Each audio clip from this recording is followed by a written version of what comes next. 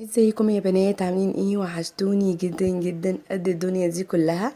يا رب كلكم تكونوا بخير يا رب. النهارده بقى هنعمل اللوك الخطير السهل جدا ده تحفة، مع روج احمر، لوك عروسة كده، وفي نفس الوقت مش صعب، وشكله حلو جدا للناس اللي بتحب اللوكات اللي على بني او على ذهبي مع روج احمر في العرايس. شكله حلو جدا وشيك وسهل اي حد يعرف يعمله.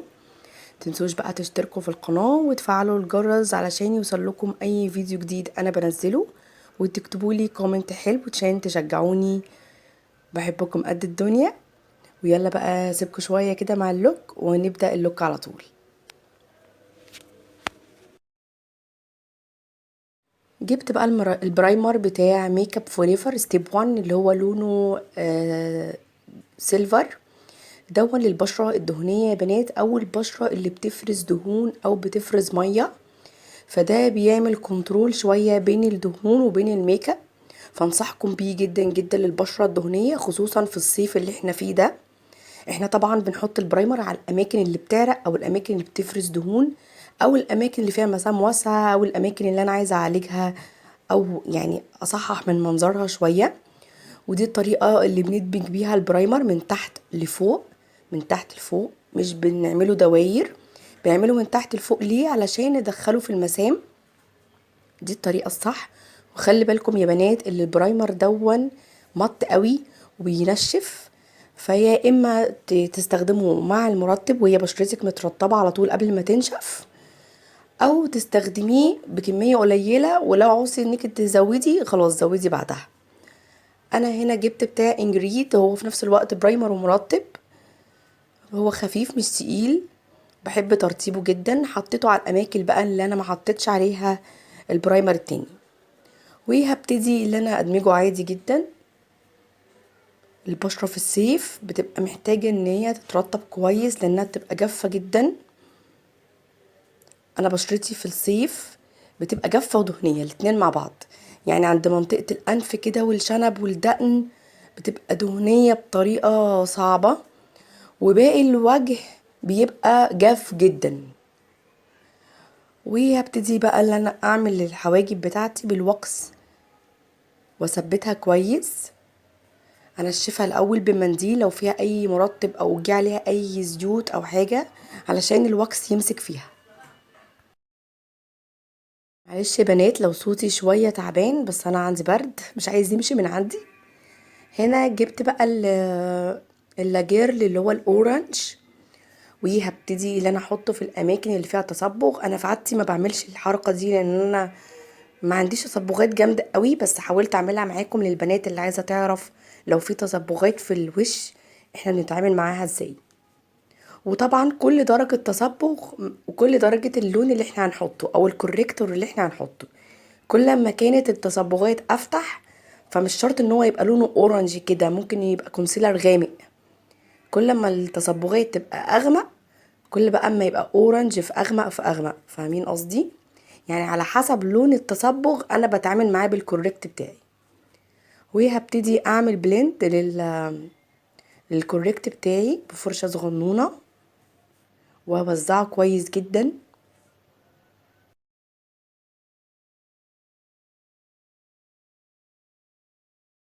وبعد ما وزعته واتأكدت اللي هو اتوزع كويس، هجيب كونسيلر غامق عندي وهبتدي احطه على الاماكن اللي انا حطيت فيها كوريكتور.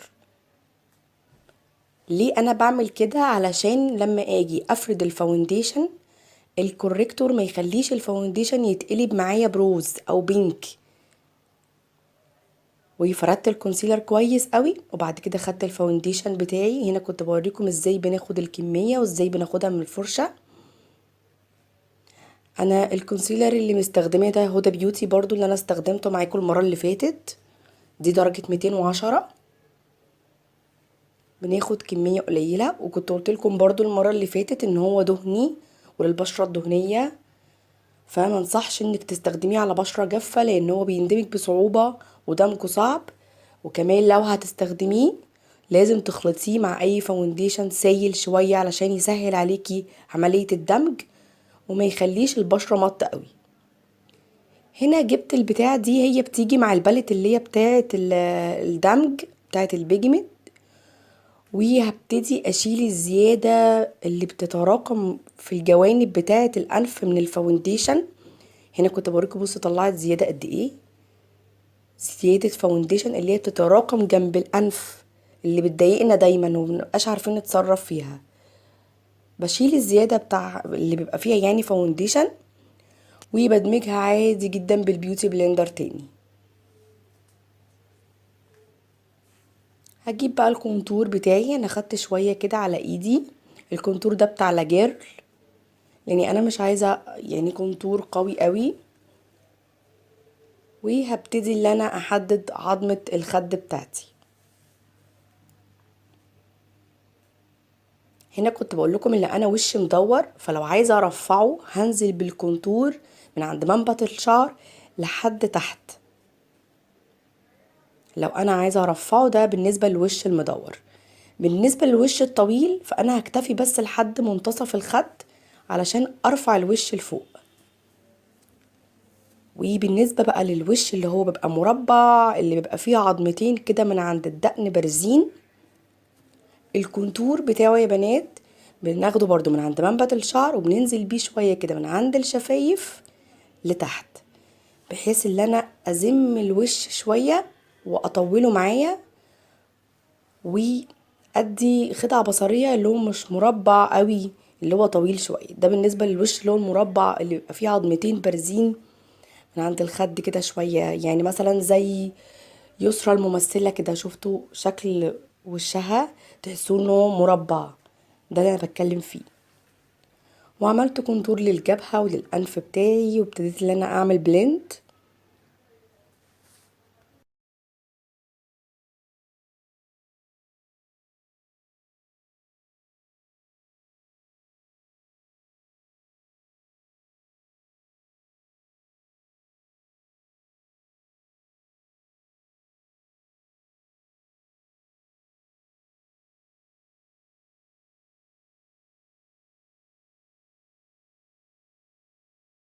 طبعا البيوتي بلندر بتاعتي اساسي ان انا بشيل بيها اي زيادات وبدمج بيها اي خطوط. وهجيب برضو كونتور بني، وعند نهاية العين كده هبتدي ان انا اخد خط، ده هيخلي العين تترفع معايا شوية، عشان انا عايزة ارفع العين او اعمل سحبة للعين. فهاخد كونتور كده من نهاية العين لفوق، وابتدي بفرشة صغنونة اللي انا اعمل له بلند. والبلاش بتاعي الكريمي ده بتاع اماندا بحبه قوي حطيته. والكونسيلر بتاعي بتاع تو فيس درجة سنو،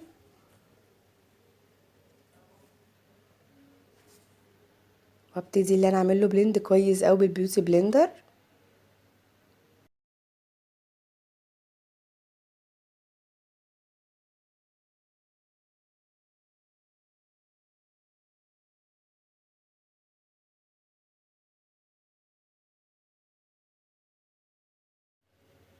وبعدين كل حاجة بقى هنثبتها بحاجتها، يعني الكونتور هنثبته بالبرونزر، والبلاشر هنثبته ببلاشر باودر. انا بحب البلاشر ده قوي بتاع لوريال اللي هو درجة البيتش ده، بحبه جدا، شكله حلو قوي قوي، بحبه بصراحة، ولونه جميل جدا وريحته كمان حلوة.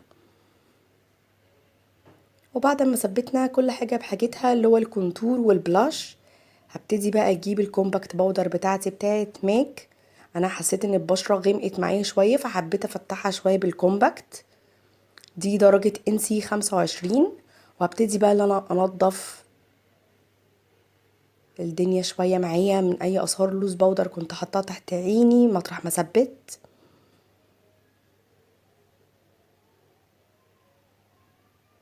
وبالسبونجة اللي هي بتكون مثلثة دي شوية هاخد شوية من الكومباكت باودر بتاعتي، وهبتدي ان انا انضف تحت خط الكونتور والبلاش. بصوا هيتبرز معايا اكتر وهيبقى شكله حلو جدا.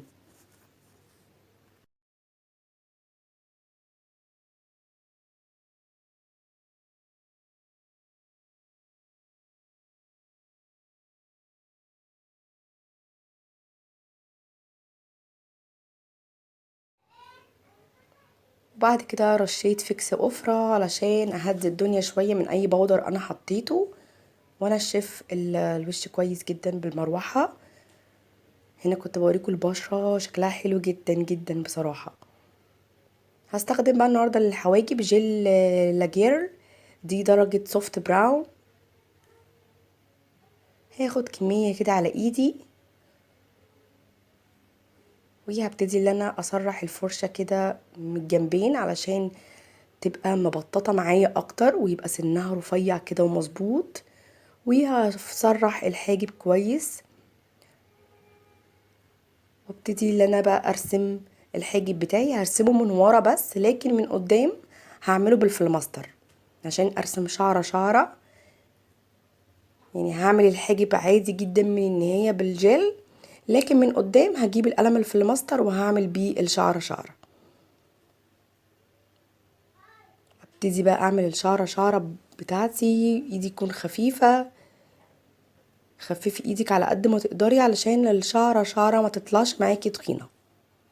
وهنا كنت بقى خلصت الحواجب بتاعتي خلاص، وبرسم بقى الشعرة شعرة.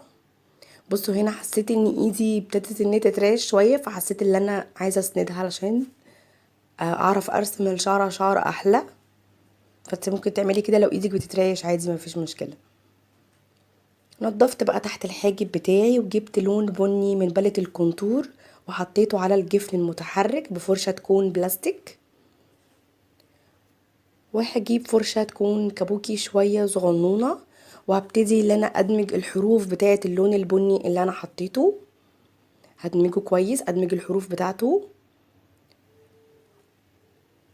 وبعد كده اجيب فرشة تكون مبططة. الفرشة دي بتكون مسؤولة ان هي تتاب على الحاجة اللي انت عايزاها. يعني الفرشة دي مسؤولة ان انت تطبطبي بيها على الحاجة الكريم اللي انت عايزاه، لانها بتكون مبططة، فده بيساعدك اكتر.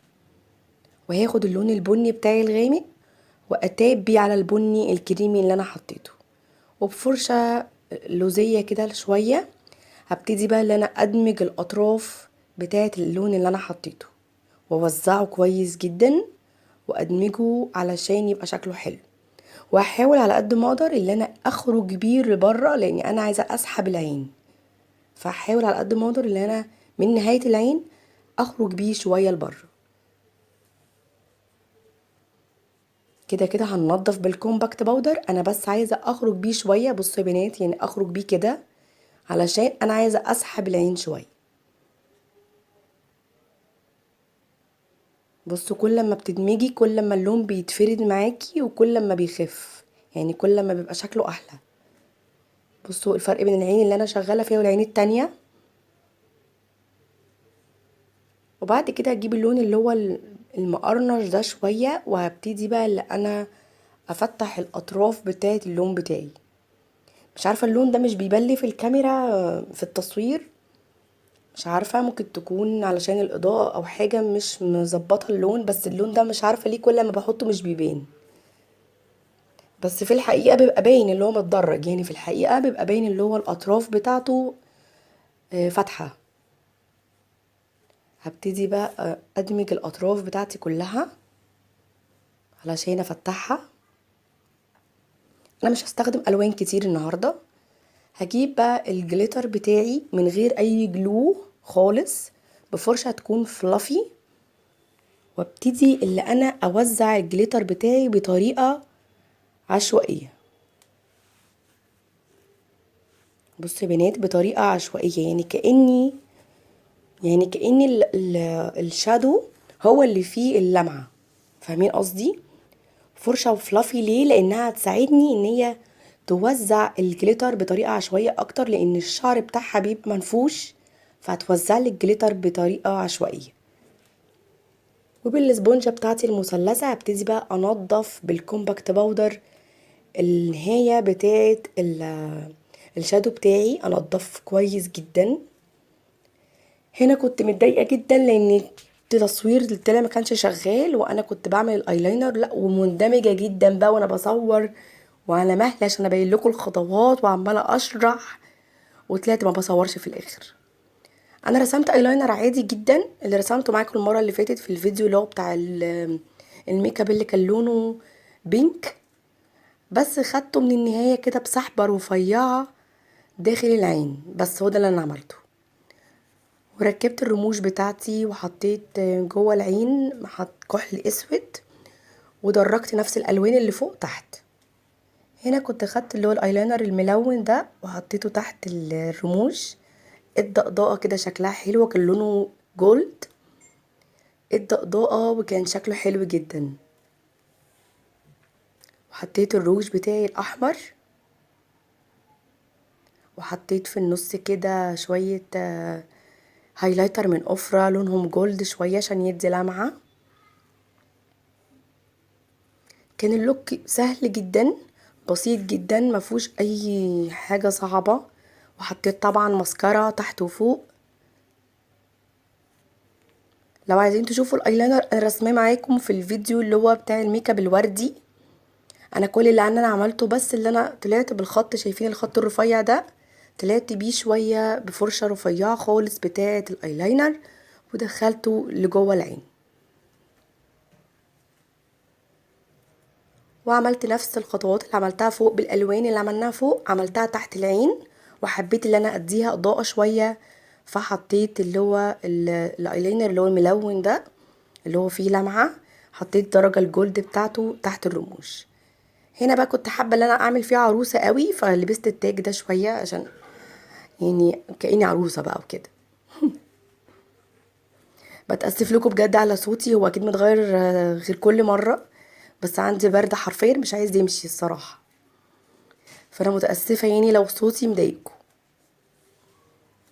اتمنى بقى يكون اللوك عجبكم. ده كان كنت انا عملت تصويت عندي وانتوا اخترتوا لوك زفاف. يا رب بقى يكون عجبكم. متنسوش بقى تشتركوا في القناة وتفعلوا الجرس وتكتبوا لي كومنتات حلوة تقولوا لي رأيكم ايه وعجبكم واستفدتم ولا لأ. واسيبكم بقى شوية مع الجمال ده. باي باي.